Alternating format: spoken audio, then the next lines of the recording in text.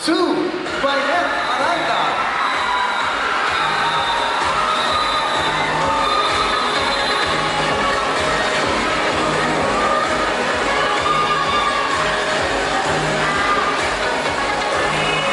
Candidate number 5, Diana Del Monte.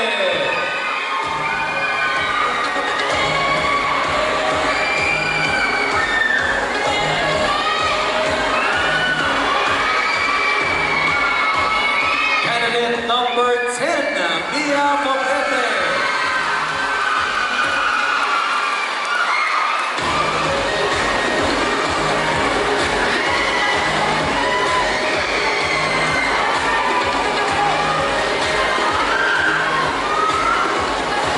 Susunod po, candidate number 16, Monica Amarante.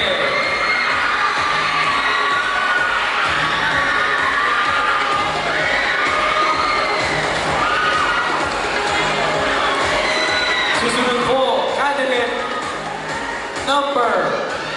numero 8, Pierre Arroyo.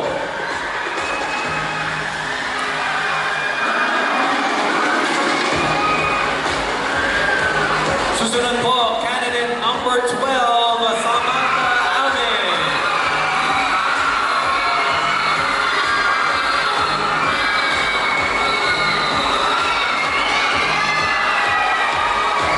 We are down to our final 3. Next up is candidate number 13, Ashley San Pascual.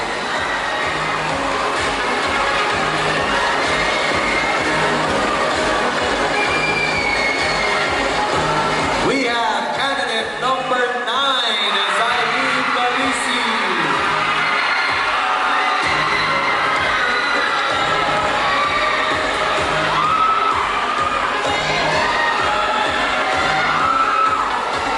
And to round out our list, our top 10, sino sa tingin ninyo? Anong numero?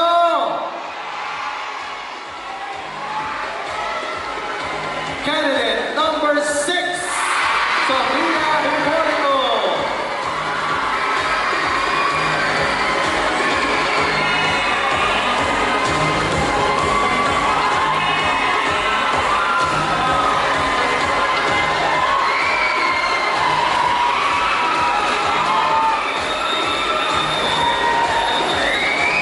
Congratulations po to the ones that made it to the top 10, and for our remaining candidates, maraming salamat.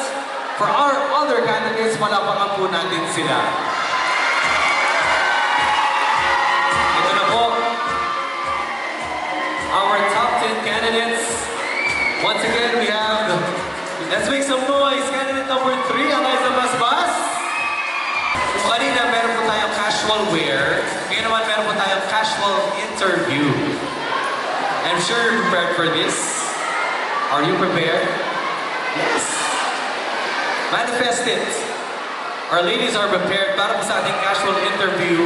Our candidates will pick a question from the fishbowl. Meron po tayong kasamahan na maglalabas po dyan ng fishbowl so we can get to know them better.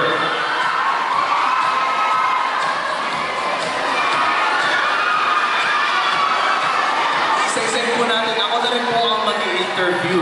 Okay, so casual interview po ito Tatawagin po muna natin, just at least in order, so we are orderly at least, no?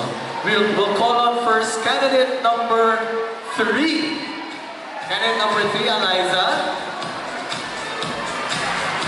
Konting kwentuhan lang. Hi, Eliza. How are you? Hello, good evening everyone. I am very excited and very happy about this night right now. Hey, thank you din, Eliza. Eliza, now it is your, kumbaga ikaw ang benamano. Para po sa ating unang katanungan, Eliza, para sa iyo, ano ang ibig sabihin ng tiwala sa sarili?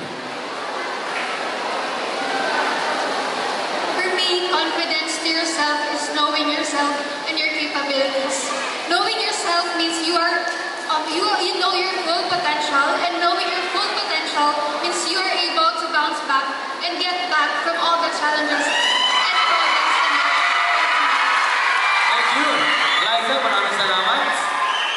That is a truly confident answer. Thank you so much, Eliza. And now calling on Binibining Sorteo number 5, Kiana Belmonte. Kiana, para sa iyo, ano ang iyong kamakailang pinagmamalaking tagumpay? Ano ang iyong kamakailang ipinagmamalaking tagumpay?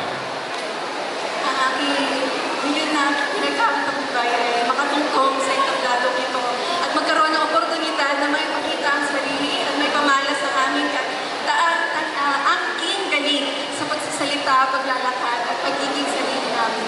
At ito ay isa sa mga habang buhay na karanasan sa aming buhay. At ito ay isang pasasalamat din sa oportunidad at yun lamang po. Salamat, Kiana Belmonte. Thank you so much. Our Binibining Sorteo number 5. Ginoon po, tawagin naman po natin ang Binibining Sorteo number 16, Monica Amarante. Monica, para sa iyo, ano ang kahulugan ng kindness? Monica, ano ang kahulugan ng kindness? Para po sa akin, ang kahulugan ng kindness ay ang pagtulong sa kapwa na walang hinihinging kapalit, ang pagtulong sa kapwa na bukal sa puso, at ang pagtulong sa kapwa na hindi pinipilit. Ayun po. At gagamitin ko ito oportunidad naman sabihin sa inyong lahat na sa mundo na puno ng galit, mag-spread po tayo ng kindness. Yun lang po. Thank you. Kindness. Monica, thank you so much. Ginawa po, tawagin naman po natin ang Binibining Sorteo number 12, Samantha Ame. Samantha, ating tanong, ano ang isang bagay na hindi mo pinagplanuhang gawin? Ano ang isang bagay na hindi mo pinagplanuhang gawin? Isang bagay na hindi ko pinagplanuhang gawin ay ang sumali dito.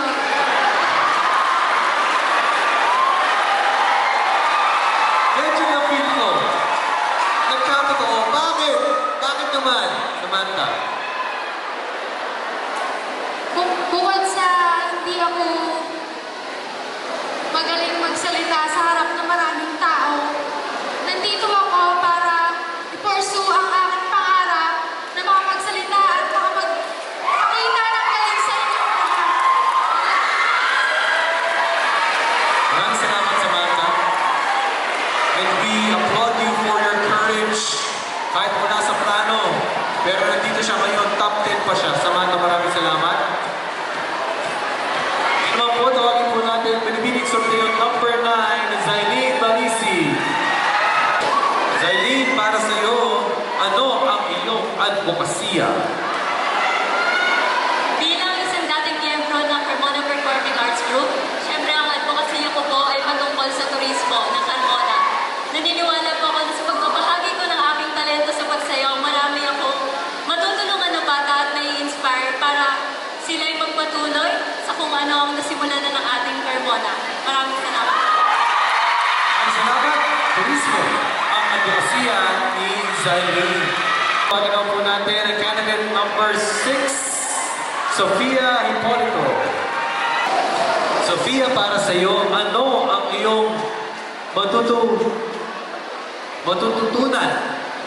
Ano ang matututunan ng mga magulang mula sa kanilang mga anak? Muli, ano ang matututuhan ng mga magulang mula sa kanilang mga anak? Para po sa akin, ang matututunan ng mga magulang sa kanilang mga anak ay ang patuloy na paglawak ng kanilang isipan. Bilang isang studentista, nalalaman ko ang iba't ibang uri, iba't ibang anatomy ng oral anatomy. At dahil dito, gusto kong sabihin at gusto kong ipahayag sa aking mga magulang na ang dental health ay isa sa mahalaga Maraming salamat, Sofia Hipolito. Yun po, tawagin naman po natin ang binibining sorteo number 13, Ashley San Pascual. Ashley, para sa iyo, ano ang nagbigay inspirasyon sa iyo na sumali sa binibining sorteo? Muli, ano ang inspirasyon mo kung bakit ka sumali sa binibining sorteo? Unang-una sa lahat po, lumaki po ako na sobrang dependent ko sa maraming tao. But today, I am conquering my fear to speak in public. I'm also showcasing myself because I know deep in my heart that I have the potential. And for that, I joined Binibining Sorteo. Ashley, maraming salamat. Thank you. Tawagin naman po natin binibining sorteo number 8. Siya po ay si Claire Arroyo. Claire, para sa iyo, ano ang paborito mong bagay sa City of Carmona? Paborito ko pong bagay sa City of Carmona ay ating mga namumuno. Dahil sila nagtataguyon at nagbibigay ng pag-asa sa atin dito sa bayan, sa kapuson ng Carmona. At nakita din natin sa kanila na ginagawa nila ang kanilang pumapaya para tayo magkaroon ng bagong pag-asa. Hi, thank you. Claire, maraming salamat. Thank you so much. Good answer. Good answer daw. Napahin si ma'am. Claire, maraming salamat. Ngayon po tawagin po natin binibining sorteo number 10. Mia Poblete. Binibining sorteo number 10 ang Mia Poblete. Maganda to. Ano ang iyong sariling kahulugan ng kagandahan?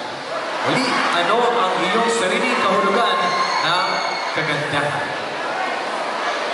I believe that beauty is not just in the face of the people. Beauty is in the heart of the people. If she is kind enough to help other people, if she is kind enough to forgive other people, and if she is kind enough to believe in others people, positive energy. Thank you. Maraming salamat. Binibining sorteo number 10 ng Mia Poblete. At ngayon naman po, tawagin po natin binibining sorteo number 2, Wyneth Aranda. Wyneth, ano ang iyong tingin mong kahinaan na gusto mo pang ma-improve?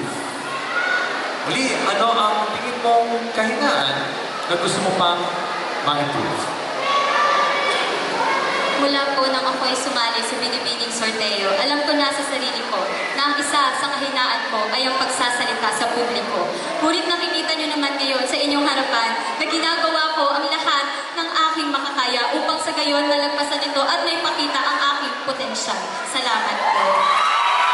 Maraming salamat, Wyneth. Thank you so much. And of course, to our top 10 finalists ng ating pong binibining sorteo 2025. Muli, palapakan po natin sila. Palapakan po natin ang ating top 10. Pero magbibitin po muna tayo sa ating next segment. Magpapasalamat po muna tayo sa ating mga sponsors muli. Asia Link Finance Corporation, Brighton Machinery Corporation,